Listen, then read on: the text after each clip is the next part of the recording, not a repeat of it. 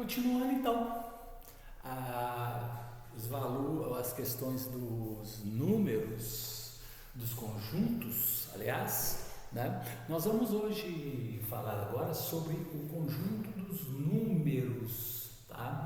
Porque vocês já perceberam que os números são escritos de várias maneiras diferentes, né? Você pode ter situações que você vai ter um número podendo ser escrito de várias maneiras diferentes. E de acordo com o valor, de acordo com o número, esse número pode receber um nome especial, tá? Então, muitas vezes, de acordo com a necessidade do exercício, de acordo com a necessidade daquilo que está sendo dito, você tem de conhecer que tipo de número você vai ter de utilizar para resolver o exercício, tá certo? Então, eu pergunto para você, por exemplo, né, entre 0 e 4, tá? De 0 até 4,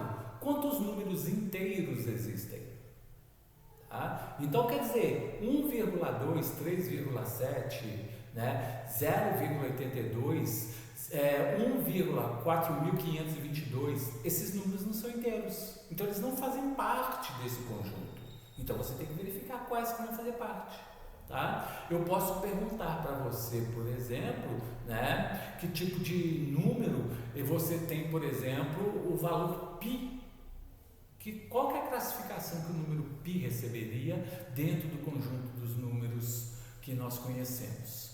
Tá? Então vocês vão ver que nós vamos estudar alguns tipos de números, tá? Se você for aprofundar, você vai ver outros tipos de números e assim por diante, tá certo? Vamos ao que nos interessa, vamos focar no que nos interessa, tá? Quando a humanidade começou, né, você já deve ter ouvido aquela historinha lá, né, que a ideia que se tem da primeira ideia de contagem era um pastor de ovelhas, né, que o pastor ele saía com aquele monte de ovelhas, ia para o campo na parte da manhã, depois ele voltava com aquele monte de ovelhas, mas ele não sabia se havia perdido ovelha ou não.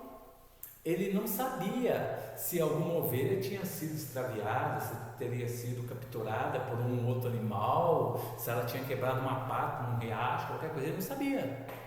Ele chegava com aquele monte lá, então vinha o grosso das ovelhas, depois saía as ovelhas, voltava a ovelha, mas ele não sabia qual a quantidade de ovelhas. Então qual foi a ideia dele? Pegar um monte de pedras e um saquinho, e na saída ali do curral, ele colocava a saída de forma que só saía uma ovelha de cada vez. Cada ovelha que saía, pegava uma pedra e colocava dentro do saquinho. Saiu uma ovelha, uma pedrinha dentro do saquinho. Saiu uma ovelha, uma pedrinha dentro do saquinho, né? Aí saíram todas, ele pegava o saquinho, amarrava na cintura e ia embora. Ia cuidar das ovelhas. Depois, quando ele voltava, ele colocava as ovelhas de forma que as ovelhas iam entrar no curral uma de cada vez. Cada ovelha que entrava, ele tirava uma pedrinha. Entrou uma ovelha, ele tirava uma pedrinha. Entrou uma ovelha, ele tirava uma pedrinha. Se no final do processo todas as ovelhas tivessem entrado e sobrasse pedrinhas dentro do saquinho, é que estavam faltando ovelhas. E isso fazia com que ele saísse, ele trancasse o curral, né? E saísse para procurar as ovelhas que estavam desgarradas. Então é a primeira ideia que se tem de uma associação de uma unidade, uma ovelha, com uma pedra. Então, quando nós escrevemos um número, nós estamos associando aquele valor numérico a uma certa quantidade. Se eu falo, olha, eu tenho no bolso 520 reais, eu estou associando este valor aqui, ó, 520, a, por exemplo, 5 notas de 100 e uma de 20. Eu estou fazendo uma associação, estou associando isso com aquele valor que eu tenho no bolso, né? Se eu digo para vocês, olha, na minha bolsa tem 6 marcadores de quadro, eu estou associando o valor 6 as 6 pincéisinhos deixo daqui. Tá certo? É uma associação. Então, o primeiro cara que teve a ideia lá, ele associou simplesmente aquela ideia de uma pedra para uma ovelha. Então, os primeiros algarismos, as primeiras associações que a gente fazia, tá, que o ser humano fez, é só com valores inteiros. Ele não pensava em somar quantidades que não fossem inteiras. Então, ele somava ovelhas, né, cabeça de gado, né, moedas. Ele fazia uma associação desse jeito. Ele não tinha um valor partido. Era só um número inteiro. E ninguém tinha a ideia de fazer uma subtração, de ter valores negativos. A gente só pensava em termos positivos. Tá? Então, o primeiro conjunto que apareceu foi o conjunto dos números inteiros. Que conjunto que seria esse? 0, 1, 2, 3, 4, assim por diante. Então, são todos os valores inteiros e positivos. Então, numa reta numerada, eles estariam aqui, ó.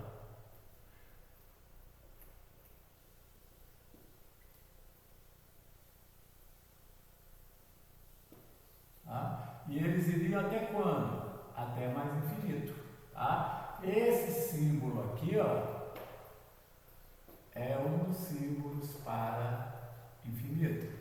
Tá? Eu já vi na internet, já vi discussões de pessoas associando a isso daqui a uma coisa demoníaca, tá certo? Já vi pessoas, pastores, né, criticando as pessoas que usam aquele símbolo de infinito, por exemplo, num colar, tá? Então, isso daqui, esse símbolo infinito, tá, foi a matemática que utilizou e algumas seitas aí tudo associaram isso como um valor, como demoníaco, tá? Não tem nada a ver você usar o símbolo de infinito e falar que está associado a uma ideia demoníaca, tá? Da mesma forma, o zero, quando antes o homem somava aqui, olha, não tinha o zero não. O zero, tá? Lá na idade antiga e tudo, na parte antiga, ele era associado a uma coisa também demoníaca. Tá? Por quê? Zero significa o quê? Desaparecimento de alguma coisa. Desaparecimento de alguma coisa estava associado a uma coisa sobrenatural. Tá certo? Então não vai nessa coisa, nesse papo aí tudo não. Tá? Tem coisas que, para quem acredita em Deus ou acredita em alguma coisa, tem essas associações, mas não vai nesse papo não. Tá? Esse símbolo infinito aqui é um símbolo matemático. Tá? E ele está indicando exatamente isso, tá? Que é um valor tão grande, tão grande, tão grande, que a gente não consegue imaginar. Se você fizesse no espaço, aqui no espaço sideral, uma reta, tá? Essa reta não teria fim, você iria andando, você nunca chegaria ao final dela. Isso daqui que significa infinito. Infinito é um valor que você não conhece, você não atinge, você não sabe quanto vale, tá certo? Então, se você chegou ao infinito, tá? Você não é infinito, porque infinito é uma coisa que você nunca vai atingir, tá certo? Então, no caso aqui, isso daqui eram os números inteiros. Só que de repente, né, o cara estava lá, ele tinha uma quantidade de ovelhas, né, e ele, por um acaso qualquer, ele está devendo para um outro cara lá 5 ovelhas. Então, quer dizer, ele tem essa quantidade, mas ele está devendo 5 para outra, tá certo? Então, quer dizer, ele tem que entregar 5 ovelhas para ele. Tá? Então, essas 5 ovelhas que ele está devendo indicam um valor negativo. Ele precisa tirar das suas posses. Imagina que por uma catástrofe natural qualquer, todas as ovelhas dele morressem e ele está devendo 5 ovelhas para o outro. Quantas ovelhas que ele tem? Nenhuma. Mas ele está devendo 5 para o outro cara. Então, ele continua devendo. Então, quer dizer, ele não tem, mas tem que tirar 5. Então esse dever está associado a esse valor negativo que a matemática usa. O negativo aí quer dizer que do que você tem que tirar ainda 5. Como eu não tenho nada, eu estou devendo 5. Tá? Então esse dever vai estar associado a um valor menor do que 0. Porque quando eu perdi todas as minhas ovelhas, eu fiquei com 0. Mas eu estou devendo 5 para o outro cara. Então quer dizer que desse zero aqui, ainda eu tirei 5 ovelhas que eu estou devendo. Tá certo? Então quer dizer que se eu ganhar 5 ovelhas, se eu sou uma pessoa que vou cumprir com a minha palavra, eu vou pegar essas 5 ovelhas e vou pagar para o cara. Essas 5 ovelhas eu não tenho, eu estou devendo para o outro. Então esse dever, tá certo? É um valor menor do que 0. Então, essa ideia fez com que esta reta numerada fosse ampliada. Tá? Se eu devo 1, eu tiro um valor próximo aqui. Se eu devo 2, a minha quantidade a menos é muito maior do que se eu devo 1. Se eu devo 1 milhão e se eu devo 2 milhões, a perda que eu vou ter com 2 milhões é muito maior do que a perda que eu terei com 1 milhão. Quer dizer, 2 milhões devendo, sendo negativo, ele é muito menor, porque ele vai tirar muito mais de mim. Então, menos 2 milhões. Uma pessoa que deve 2 milhões, ele tem muito menos do que uma pessoa que deve 1 milhão. Então, esse dever 1 milhão, considerando só devendo, tá? Estou considerando algum tipo de que você tem algum valor. Se você pensa só em termos de dever, aquele que deve 2 milhões tem menos do que aquele que deve 1 milhão. Então, 2 milhões é menor do que 1 milhão quando se trata de valor negativo. Tá? Por isso que eu falei com vocês no vídeo anterior. Para a direita, aumenta, todo o valor que está à esquerda vai ser representado sob uma forma de valor menor. Então, o que eu faço? Olha, esquecendo o sinal, a partir do 0 eu escrevo 1, 2, 3, 4 para lá. A partir do 0, escrevo 1, 2, 3, 4 para cá. Tá? Só que quem está à esquerda é menor do que quem está à direita. Tá? Então, aqui, esses cálculos aqui, olha, com esse valor positivo e negativo, ainda estavam associados às suas partes inteiras. Então, é por isso que esse conjunto aqui, ó, que vai de mais infinito e aqui, ó, ele vai crescendo até chegar a menos infinito. Esse conjunto que vai de menos infinito até mais infinito, ele vai ser chamado de conjunto, tá, dos números inteiros, tá? O conjunto dos números inteiros, tá?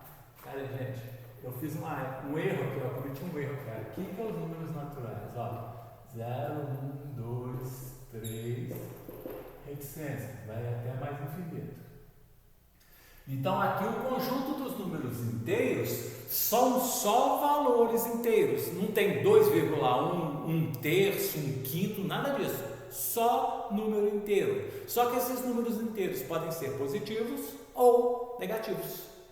Tá certo? Então, aqui, ó, começaria aqui, olha, de menos infinito, menos 2, menos 1, 0, mais 1, mais 2, até mais infinito.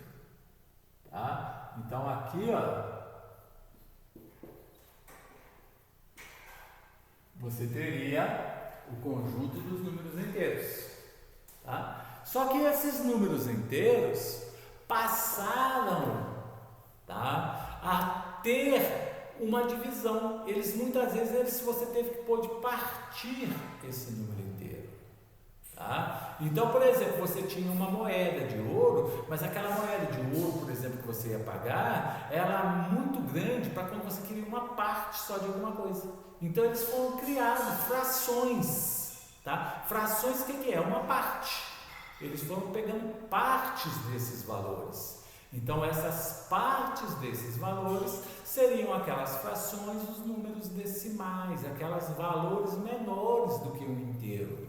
Então, neste caso, foram criados os números racionais. Então, o que você teria? Por exemplo, aqui, ó, você teria mais 3 meios, tá? Mais 1,2, tá? 0,9, 1/3, tá? Então aqui, ó, menos 1/4,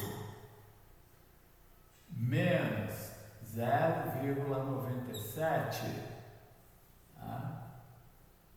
Menos 3 meios. E assim por diante. Então, foram acrescentados ao conjunto dos números reais os valores que são representados sob a forma de uma fração ou de um número decimal.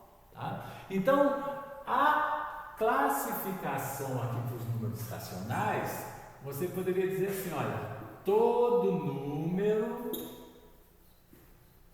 que pode ser representado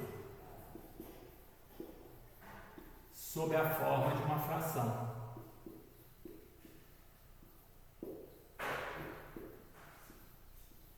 Todo número que você puder transformar em uma fração, ele é um número racional. Então, é qualquer número que você tem do mais infinito até o menos infinito, tá? Então, do mais infinito até o menos infinito, qualquer número, desde que ele possa ser escrito sob a forma de uma fração.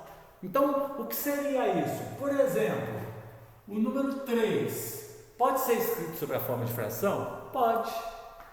3 é o quê? 3 sobre 1, 6 dividido por 2, né? 15 dividido por 5, está sendo escrito sob a forma de fração e é o 3. Então, ele é um número racional.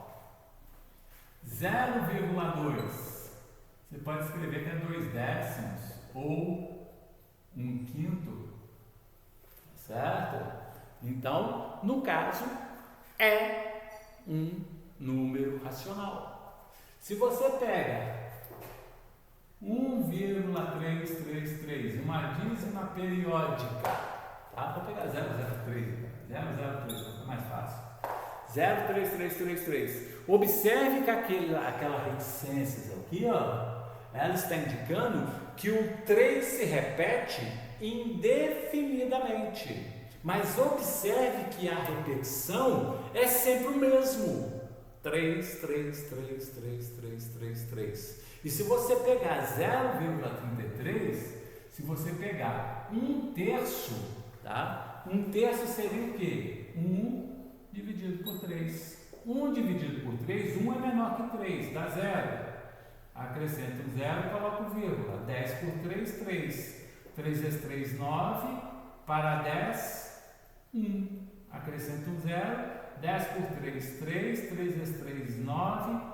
10, 9 para 10, 1. Acrescenta um 0. 3. 3 vezes 3, 9. 10 menos 9, 1. Se eu for continuar aqui, olha, eu acrescento 0, aqui dá 3, aqui dá 9, subtraio, dá 1, acrescento 0. Aqui dá 3, aqui dá 9, subtraio, dá 1. Então, esse 3 vai se repetindo de uma forma infinita. Só que 0,3333 reticências, quer dizer, a dízima periódica, é 1 sobre 3. Tá? Então, a dízima periódica, toda dízima periódica pode ser escrita sob a forma de uma fração. Então, toda dízima periódica é um número que você pode escrever sob a forma de fração. Toda dízima periódica você tem que ela é um número racional, tá? Então, toda dízima, tá? Então, o que seria aqui esse conjunto aqui? Esse conjunto aqui, ó, o conjunto dos números inteiros, observe que eu represento pela letra Q, tá? Q, o que é? É quociente, tá? É quociente. Quociente você pode lembrar que é fração ou divisão, tá? Então é fácil guardar por isso, olha. O que não está dizendo aqui racional aqui, mas você sabe que é isso aqui, é todo mundo que pode ser escrito sob a forma de fração. Então o que você teria? Menos infinito, aí você teria menos, né? Vamos supor aqui, olha, 2 terços, tá? Vamos colocar 5 terços. Menos 4 terços, tá? Pode ser 0,3, pode ser 0, mais 1 terço, 2, tá? Até mais infinito. Então, o que você vai acrescentar ali, olha? Acrescentando aqui, olha, você poderia acrescentar aqui por 2 aqui, ó, tá certo? Ó, os 5 terços, que é uma dízima periódica, tá? Então, observe, olha. Aqui, olha, você poderia acrescentar aqui, olha, menos 1 terço, tá? Então, observe que dentro da reta numerada estão os números naturais, os números inteiros e os números racionais. Todos eles estão dentro dessa reta numerada. Agora, o que seriam os números irracionais? Os números irracionais seriam aqueles números que nós começamos a trabalhar lá na nossa terceira aula, em que você tem as raízes. E essas raízes, quando você tira a raiz, você não tem uma sequência de repetições como ocorre na dízima periódica. Você vai ter depois da vírgula um número infinito de casas, e esse número infinito de casas não tem uma repetição. Então, eu peguei até alguns valores aqui só para ilustrar para vocês. Olha, a raiz de 2, 1, 41, 42, 1, 3, 5, 6, 2, 3, 7, 3, 0, 95. Tá? A raiz de 3, 1,73, 20, 50, 80, 75, 6887. Tá? Então observe que se você for lá no computador, você vai ver que tem muito mais casas aqui. E no entanto, você tem uma quantidade de casas após a vírgula aqui, ó, infinita. Mas observe, não tem uma sequência lógica, claro. 41, 42, aqui já veio 1, aqui já veio 3, depois o 5, 6, o 2, o 3. Não tem sequência lógica. Aqui é a mesma coisa. Tá certo? Se você pegar, tá, uma esfera, tá? Imagina que você pegue uma determinada esfera. Tá? Nem vamos pegar uma esfera, vamos imaginar a tampa de uma lata. Tá? A tampa de Toddy, por exemplo, de Nescau, pega aquela tampinha. Pega um barbante, tá? Pega um barbante e contorna essa tampinha aqui. Tá? Então eu vou pegar o barbante, vou colocar a pontinha dele aqui, contornar aqui, vou pegar depois, esticar esse barbante e colocar na régua. Vou medir o comprimento, tá? Do diâmetro, do perímetro da latinha, tá? Então aqui eu vou fazer isso aqui, imagina meu dedo aqui, ó, essa medida aqui, ó. Eu vou medir isso daqui. Depois eu vou pegar aqui um ponto central e vou medir isso daqui, ó, que eu chamo de diâmetro, né? Que são 2 raios, é a distância entre 2 pontos da circunferência passando pelo centro. Então eu peguei o comprimento da circunferência e dividi pelo diâmetro.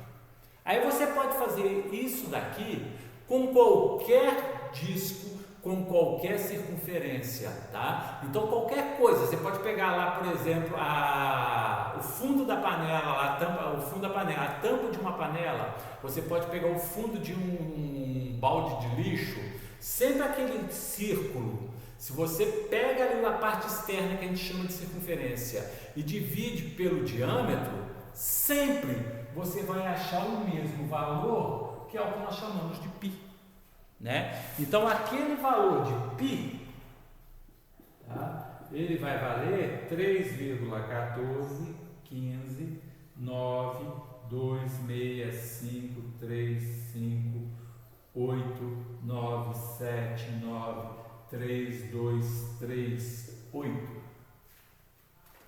Então observe que essa divisão aqui vai ser uma divisão infinita, não é só a raiz quadrada, essa divisão é um valor infinito. Então é um valor que sempre acontece em qualquer circunstância, que você pega uma circunferência, pega o comprimento dela, divide pelo diâmetro, sempre você vai encontrar esse valor aqui.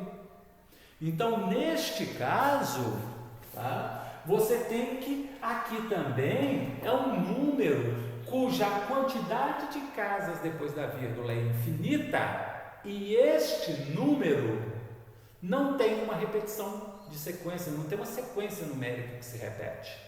Então você diz que esses números aqui são números irracionais. Tá? Eles não podem ser escritos sob a forma de uma fração. Você não consegue escrever esse número. Por isso que eu falei com vocês que quando você tem raiz quadrada, deixa a raiz quadrada de 2, deixa a raiz quadrada de 2. Certo? Então esses números irracionais, aqui ó, eles não podem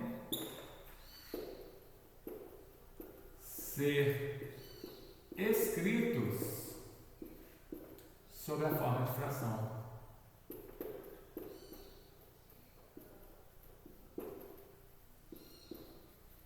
Tá? Então esses números irracionais, eles entram ali na reta numérica também. Olha. Raiz quadrada de 2 é 1,41 aproximadamente.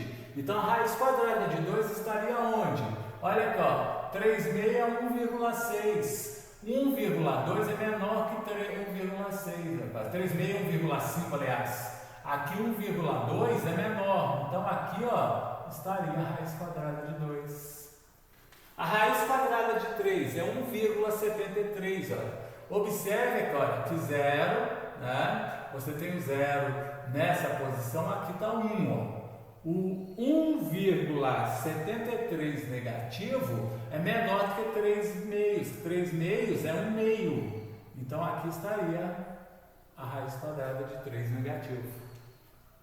Tá? Então observem que eu mostrei para vocês, ó, conjunto dos números naturais, inteiros, racionais e os irracionais. Quando você pega todos esses conjuntos, todos esses números e representa na reta numerada, você tem o que nós chamamos de números reais. Esses números reais, tá? Números reais, o que seriam eles? Seriam os números naturais, tá? Com mais os números inteiros, mais os números racionais, mais os números racionais. Então, ou seja, seria tudo isso daqui, ó. Tudo isso daqui seria o conjunto dos números reais. Então, quando aparece aquele Rzinho lá falando X pertence ao conjunto dos números reais.